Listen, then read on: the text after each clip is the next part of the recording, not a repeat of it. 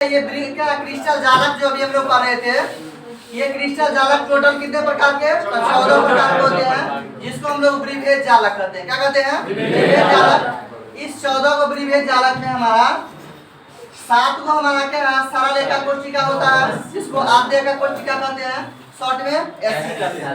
इसके बाद 3 को हमारा क्या है? बीसीसी होता है। बीसीसी को शॉर्ट में हम लोग क्या कहते हैं? इसको क्या बीसीसी का पूरा नाम क्या है? अंतः केंद्रीय एकल कोशिका। इसके बाद 2 हमारा क्या है? एफसीसी है, और 2 हमारा क्या है? यानी टोटल क्या है? 14 को में 7 को हमारा क्या है? सरल एकल कोशिका, 3 को बीसीसी अंतः केंद्रीय एकल कोशिका, 2 को एफसीसी और 2 को बीसीसी। चलिए इसके बाद हम लोग देखते हैं इस 14 में क्या है? इस घनीय जालक की संख्या कितनी होती है? तो घनीय जालक की संख्या 3 होता है। यही सब पूछा हुआ था कि ब्रीफेज जालक में घनीय जालक की संख्या होती है, तो कितना होता है? 3 होता है। ये तीनों है, यानी एगो सरल एकल कोशिका, एगो क्या है? अंतः केंद्रीय एकल कोशिका, एगो अलग एकल कोशिका। ये हमको ध्यान रखना, केवल याद रखना है कि घनीय जालक में कितने क्रिस्टल जालक होते हैं, तो 3 गो इस ब्रीफेज जालक के। वही हमारा क्या द्विसमलंबाक्ष के कितना? 2 होता है। इसके बाद क्या विषमलंबाक्ष का 4 होता है। इसके बाद एकंताक्ष का 2 होता है। फर्स्ट कोणीय का 1 होता है। चलिए त्रिताक्ष का भी क्या 1 होती है, क्या है हमारा त्रिसमलंबाक्ष का भी क्या है? 1 ही होता है।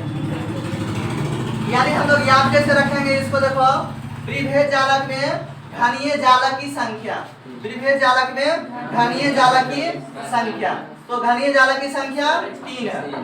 इसके बाद क्या विषमलंबाक्ष की संख्या 4। क्या बोले? घनीय में 3 और हमारा क्या विषमलंबाक्ष में 4 है। इसके बाद द्विसमलंबाक्ष में 2 है। इसके बाद एकंताक्ष में भी क्या है? 2 और इसके अतिरिक्त जो भी है सभी क्या है? 1 है।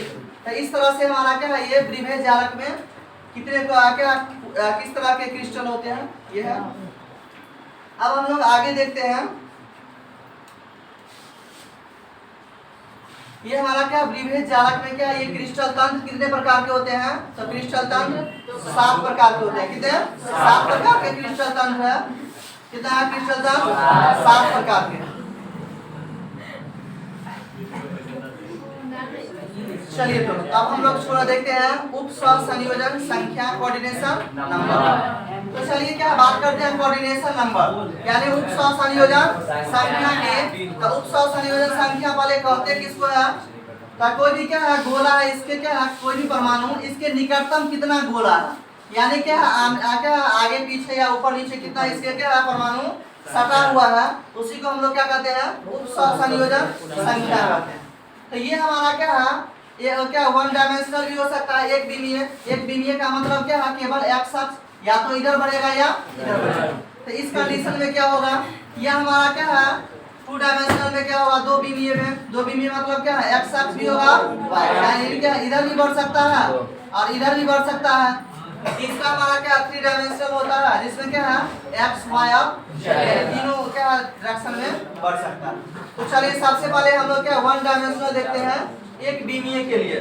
तो एक विमीय में क्या जैसे स्ट्रक्चर ऐसे है, तो अगर मान लो हम लोग इसका अगर कोऑर्डिनेशन नंबर बात करेंगे इसकी, तो हमारा क्या इसके साइड में क्या है? वो ये है और एगो ये है। तो इससे सटा हुआ कितना है? 2 है। तो इसीलिए हम कहेंगे कि एक विमीय का कोऑर्डिनेशन नंबर कितना? 2। वहीं अगर हम लोग बात करेंगे 2 डायमेंशनल का, किसका? 2 डायमेंशनल का, तो 2 डायमेंशनल में क्या होगा हमारा? या तो क्या वर्ग समतलीय यानी स्क्वायर प्लेनर होगा, या हेक्सागोनल होगा, या क्या होगा?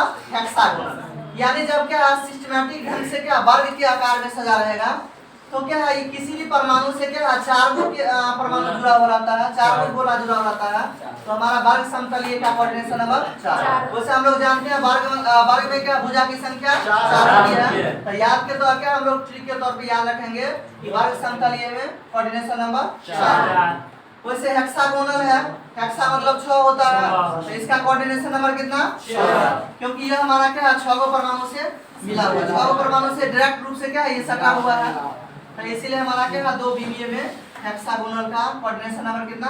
6। वहीं अगर हम लोग क्या है 3 डायमेंशनल की बात करेंगे, तो 3 डायमेंशनल में क्या होगा? इस स्क्वायर प्लेनर के ऊपर और क्या एक लेयर और चढ़ा देंगे, इसके ऊपर लेयर चढ़ाएंगे तो 4 गो क्या होगा, अंदर होगा, और 4 गो इसके बाहर, यानी क्या 4 गो अंदर है 4 गो बाहर है। तो इसका कोऑर्डिनेशन नंबर 8, जिसका स्ट्रक्चर हम लोग क्या बीसीसी कहते हैं। क्या कहते हैं, बीसीसी।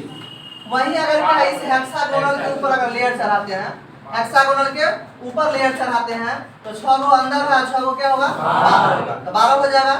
इसका स्ट्रक्चर हम लोग कहते हैं एफसीसी या एससीपी या सीसीसी। यानी कहने का मतलब कि अगर हम लोग क्या 1 डायमेंशनल की बात करेंगे, एक बीमीय की, तो उसका कोऑर्डिनेशन नंबर 2 होता है। 2 डायमेंशनल में अगर वर्ग समतलीय रहेगा तो 4 होता है, हेक्सागोनल रहता है तो 6 होता है। वहीं 3 डायमेंशनल की बात करेंगे बीसीसी, यानी क्या इस स्क्वायर प्लेनर के ऊपर अगर लेयर चढ़ाएंगे, यानी जेड अक्ष बढ़ाएंगे तो क्या हो जाएगा, 8 हो जाएगा। हेक्सागोनल के ऊपर अगर लेयर चढ़ाएंगे तो 6 गो अंदर 6 गो बाहर, तो इसका कोऑर्डिनेशन में कितना 12 हो जाएगा।